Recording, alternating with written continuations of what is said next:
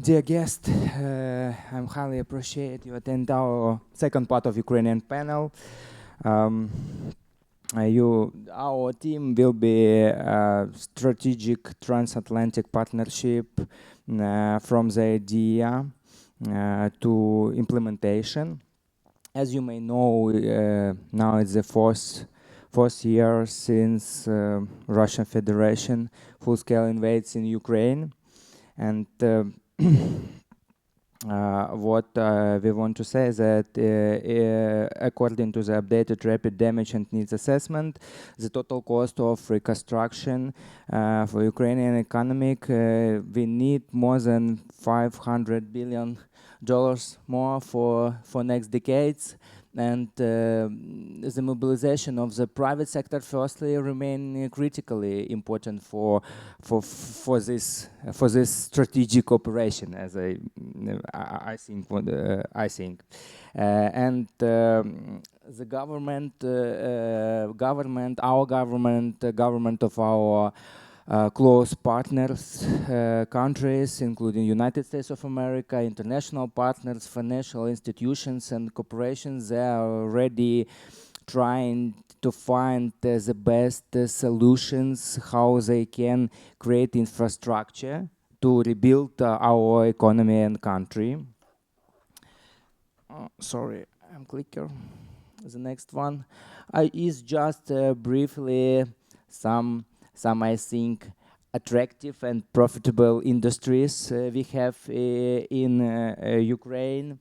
And the main topic is that since the start of the full-scale invasion, Ukraine's international institutions, they create lots of instruments, funds, and financial shaping some formats, how to help and how to rebuild our economy. But we will discuss it with our panelists. There will be some, and there is some issues. I can say not problems, but challenges we faced during this process. We will discuss it later, and I want to introduce our panelists. First of all is Denis Ivashchenko. Denis is our veteran of Air Assault Forces.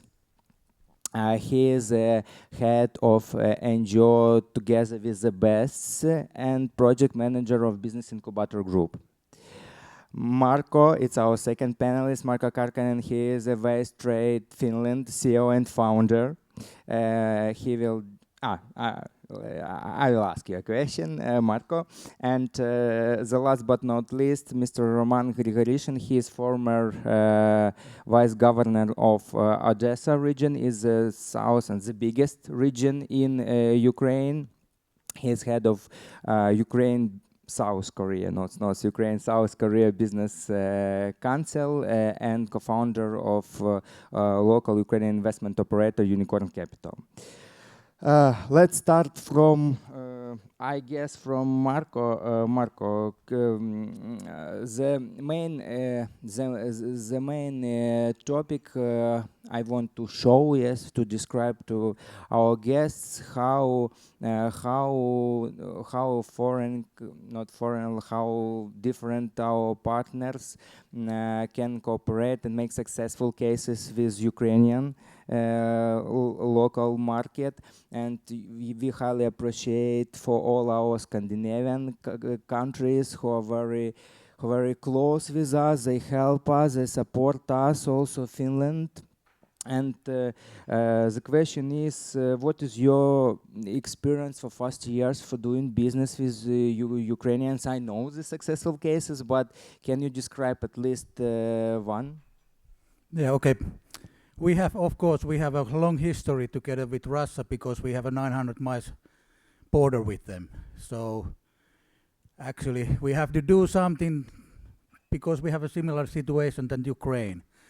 And I have a practical experience about real deals or making business during the war with Ukraine in the environmental sector and other sectors as well.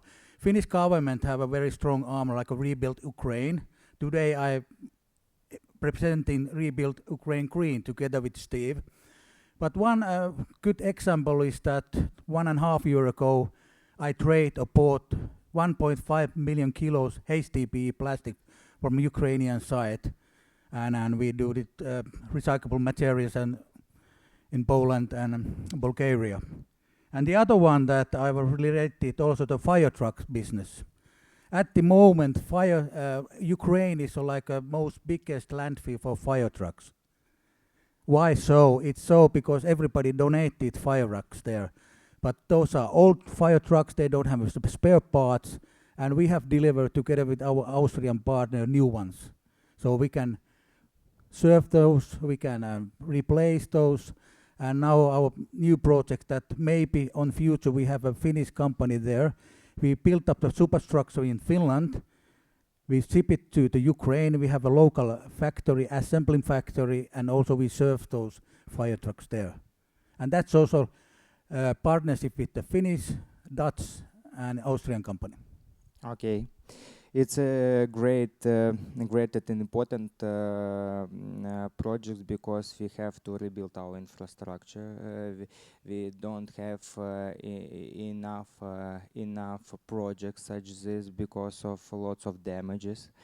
And what is your advice to other like in Scandinavian cases, yes, and for other initiatives who want to launch a partnership from their country to Ukraine?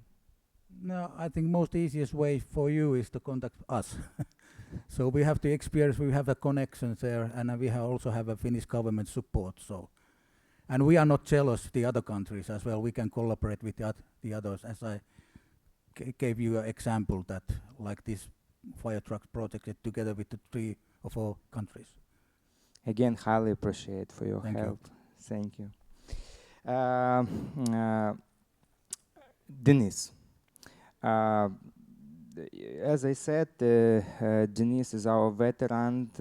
We are very honorable respect to all veterans and all our soldiers who defend our country, our land, our citizens. As you may know, in war period, our private sector, our businesses, NGOs, different charity organizations, international institutions, day to day help our army forces in different types and instruments. Some give money, some bring trucks, different way. And I want to get a description how about cases and ways how your NGO cooperates with Ukraine, with civilians, with veterans, and first of all with our armed forces of Ukraine. Thank you so much for your question. First of all, our NGO consists of veterans. Yeah, we work together we involve all our veterans to work inside our NGO. Our NGO has their own way to help Ukrainian army. We don't buy drones or some kind of weaponry. We decide to pay all our concentration to develop military education and to help veterans today.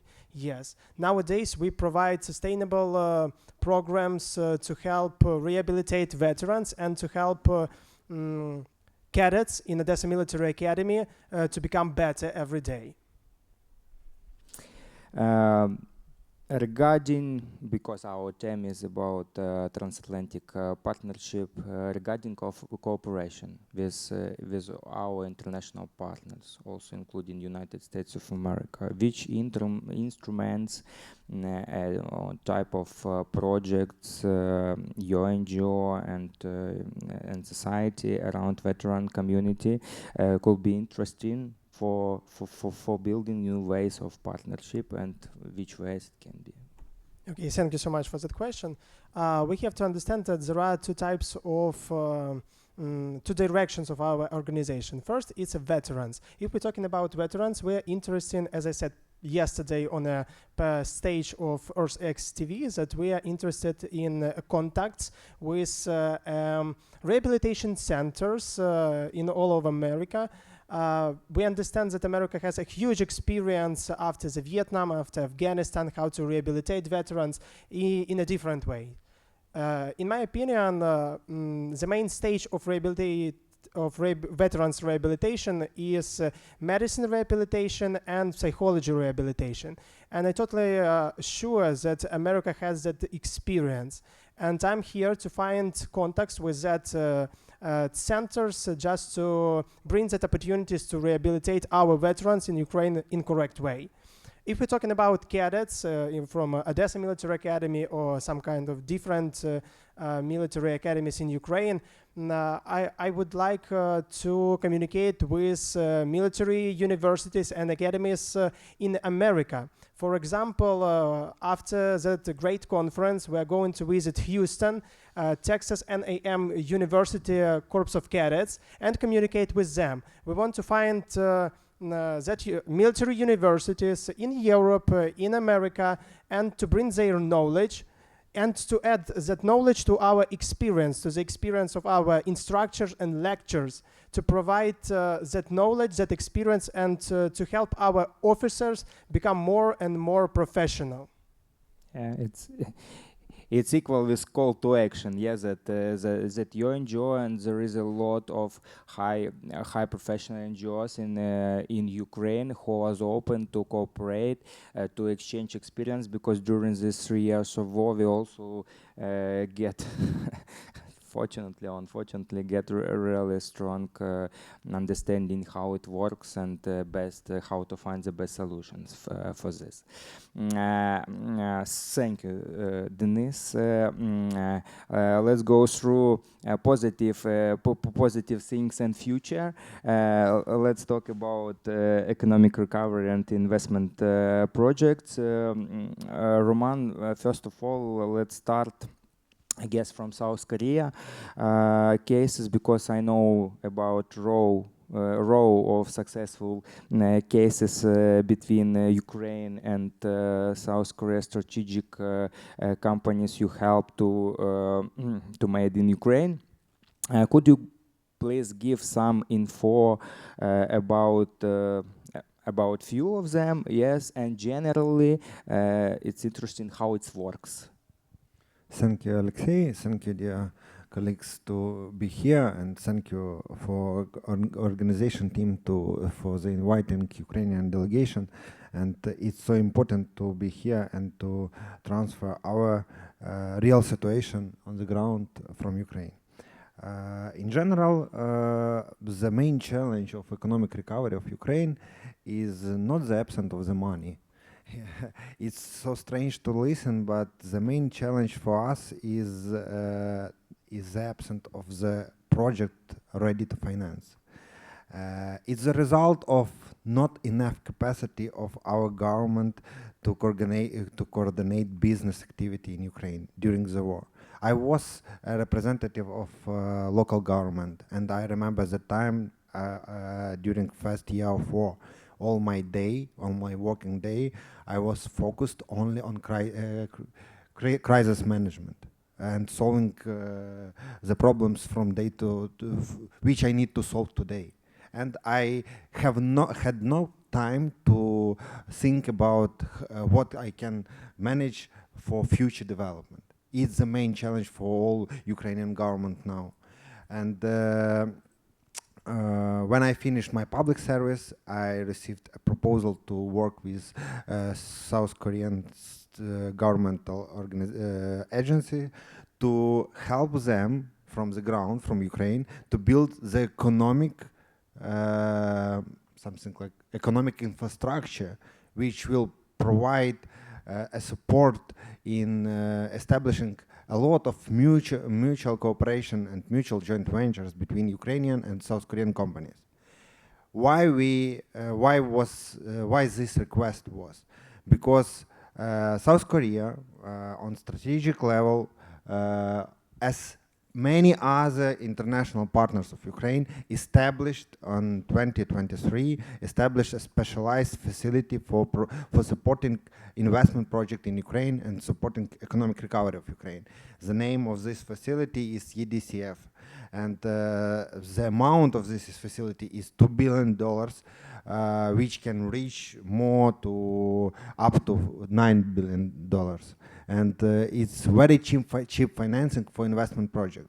And for example, if some South Korean company can want to come to Ukrainian market, they don't need to invest their money directly. They only need to find a local partner to have an idea, project, make a paperwork, and together with local partner go to this facility.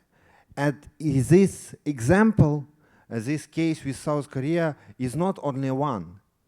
The same situation is with all cooperation, even with main strategic our countries, with UK, with US, and as a result, we already built this infrastructure with South Korea. We already have 4 big deals in establishing 4 joint ventures, mutual joint ventures between Ukrainian and South Korean companies.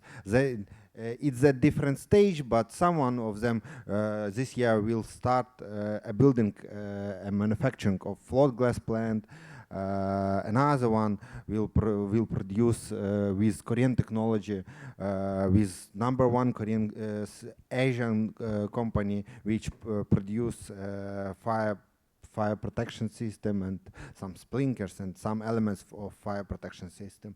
They will start, they already established the joint venture in Ukraine and in Odessa.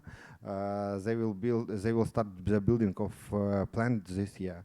And we did it for Korea, and already it's a good dynamic on this case, but with our team and with our partners, we decided to establish a national operator, investment operator. We called it Unicorn Capital, and the idea is to help not only for Korea, to play a role for as a local partner who can find a local partner who can change the mindset of local partner. It's a big problem. Who can provide all paperwork and etc. etc. etc. And now we are here in Dallas, and we has during this conference we has a lot of negotiations and discussion, because of course we are interested and looking for international partners, that companies which are ready to go to this way, to find a local partner in Ukraine, to open Ukrainian market, and to bring their impact in future economic recovery of Ukraine. Future economic recovery of Ukraine is not a challenge only for Ukraine. It's a challenge for all Europe and maybe for all Western world. And I don't believe in military solving of the situation. I believe only in economic solving of situation with Russia. If Ukrainian will be successful in economical side, it will kill all the ideas of Putin at the end. Yeah, hopefully yes. From my side, yes, I want to say thank you for all of you guys. Because of lunch, I tried to make our panel faster, but I believe it was really interesting to hearing from you. And as a main summary, it's Ukraine is open for